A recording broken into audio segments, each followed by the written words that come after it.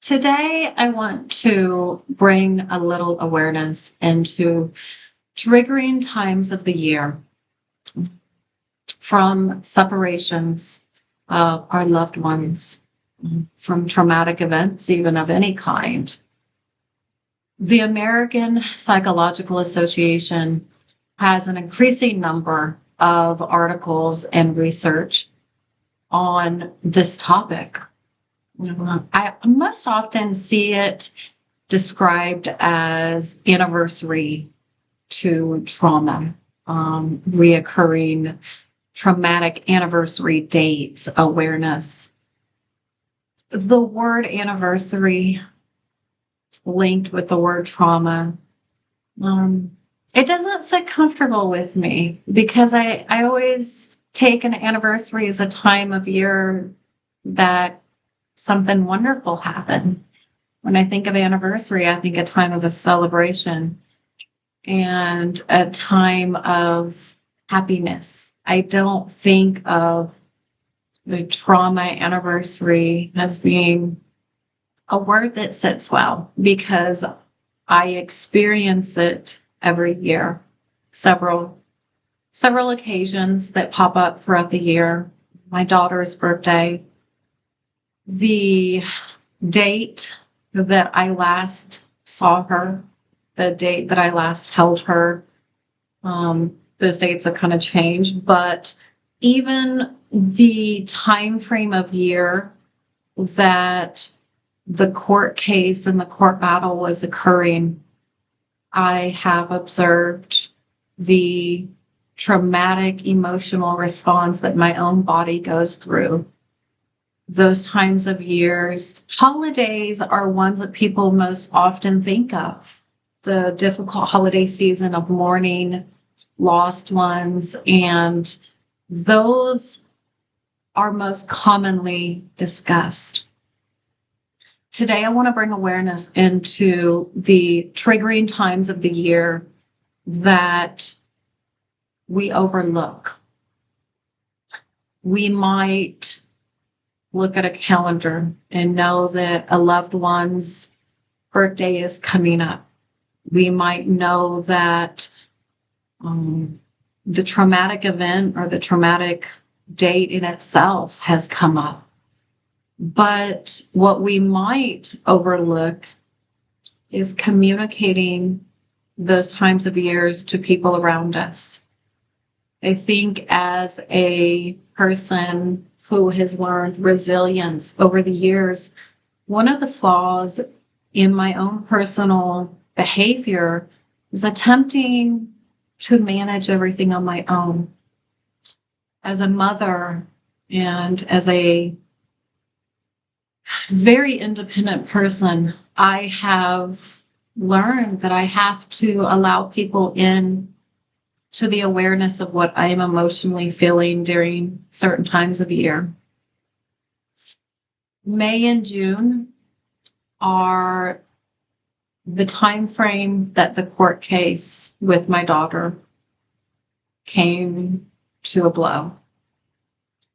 It is the time frame that I made my last attempt to get tribal jurisdiction to intervene so that my daughter was not taken from me after the judge had made the ruling in Kentucky that her father would get full custody, and that she would be residing with him every day. The pretense of that decision, I to this day mourn, process, and control how I deal with that traumatic event.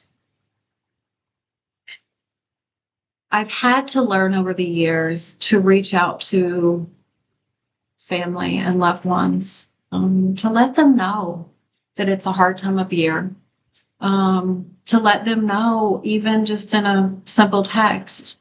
I have began sharing pictures of that time frame. I love our technology. Our technology is so wonderful. Apple has this time last year, photo memories that pop up at the top of my screen. I should probably remove them.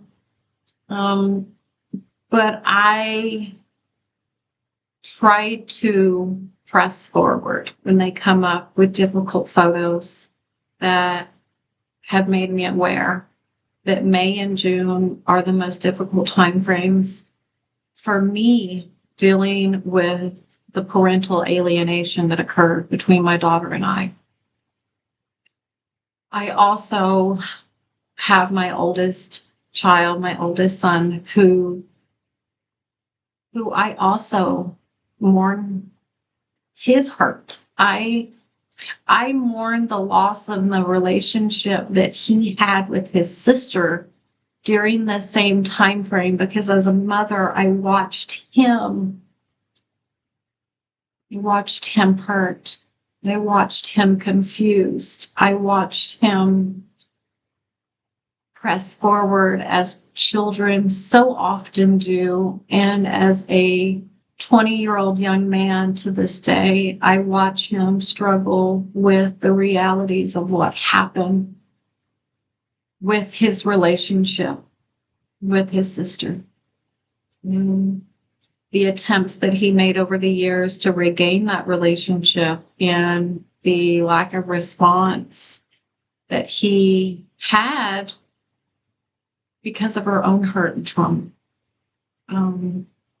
It's difficult for people to realize that the repercussions of traumatic parental alienation, it goes beyond the child, it goes beyond the parent itself, it goes to siblings, it goes to family members that grew up with that child. Everyone mourns and everyone processes differently, and we've been taught that over the years. But neurological science is developing more support for the reality that there are triggering times of the year that we're going to naturally return to that trauma because it was so impactful on our body, on our body's chemistry itself.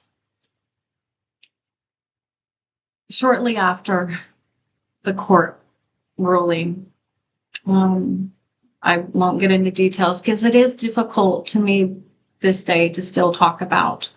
But when that happened, I remember when I made my final attempt to have tribal jurisdiction protect her from being taken from my household and to mediate. My attempt was to get the tribal jurisdiction to mediate on the grounds of the Indian Child Welfare Act, a fair, a just visitation for her with her dad and to remain in her home with me as she had been her entire life.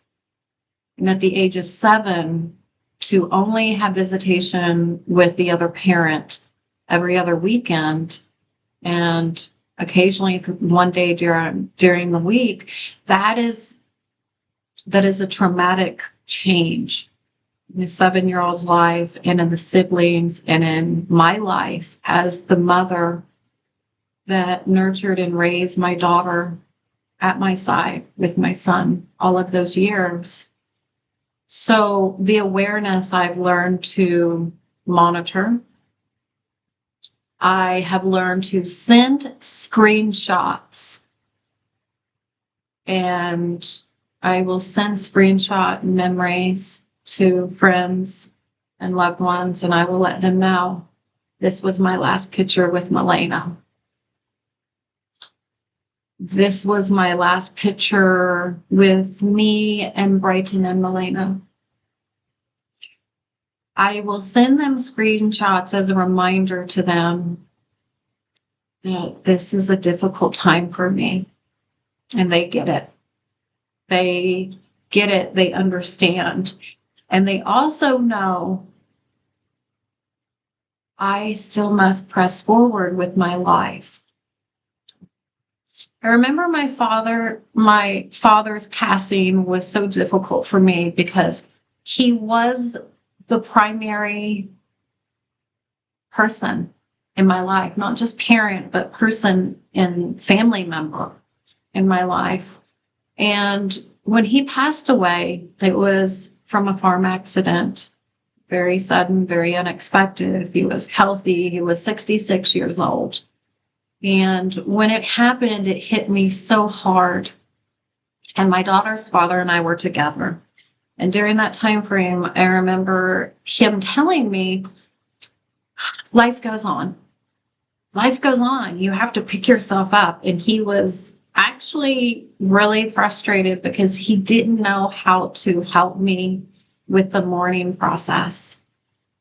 He wasn't taught a loving, affectionate way to help your family members in his own upbringing. And I knew that. I knew the lack of affection that he grew up with, for being able to be nice, kind, and empathetic towards your own family. I was aware of that, and I didn't get mad at him, but what I tried to do was make him realize what I was experiencing, and I explained it to him very simple. If your whole family were on a plane, our entire family, every nephew, every niece, every sibling, your mom and your father, every distant relative were on one plane, and that plane went down and you were the only one not on it, how would you feel? He didn't have a response, and I know that it sat with him. He never spoke to me again about the situation, but that was the reality of what had happened when my father passed away, and the hurt, the mourning that I was going through, because I didn't grow up with a big family. I didn't grow up with a big community. I was raised as an ironworker's daughter. We traveled throughout the nation. My primary family members were my dad and my grandfather. And my grandfather was a snowbird from northern Idaho down to Florida. So I had a very unconventional childhood. So it was a resilience building part in me to live that childhood. But at the same point, it taught me that I had to approach life differently because I didn't have a strong support system naturally. I had family and friends that became very close. I call them family because they became family. They were close family friends, and they became family over the years, and that was wonderful. I love them to this day. I have a great Kentucky family. I have my family in northern Idaho and loved ones here, and I'm grateful for them. But I also had to recognize the mourning process early in my life. I didn't experience a lot of death until my father's death, and that one hit me because my father's death was the onset. A year later, around a year later, I left my daughter's father. So that was difficult because I had been building a family with him. And knowing that the separation happened, the division of the family, having my son pulled back where it was just me and him and other close family friends that were family, it was difficult for him too, but I always responded. I always nurtured him through it. What I had never expected in my future was to be mourning my daughter who was still alive. That process in itself has so many triggers. I have to monitor anger, hurt, frustrations, the desire to lash out in anger, the desire to write letters and send text messages that tell people how I really feel deep down about how could you let this happen? How could you do this? That blame does go on to mostly just a handful of people that my perception is they had more control over the situation than what they used to protect my daughter, my son, our home, and our future as a family unit. My daughter and her dad had a good relationship. I won't say great. It was good, though. He was a busy person, always been busy, not always worked around the clock. So I know that what she had to learn and walking into having a completely new mom overnight that was given to her as a mom. Her stepmom to this day is who she calls mom. And there is a lack of respect on my end, because mother to mother and even parent to parent, I do not understand how people can step back and allow a situation to spiral because grown-ups are in court and attorneys are making decisions and getting huge checks. And judges are presented with lies and misconceptions that legal papers look legit. Court battles and those traumatic events sit with me during this time.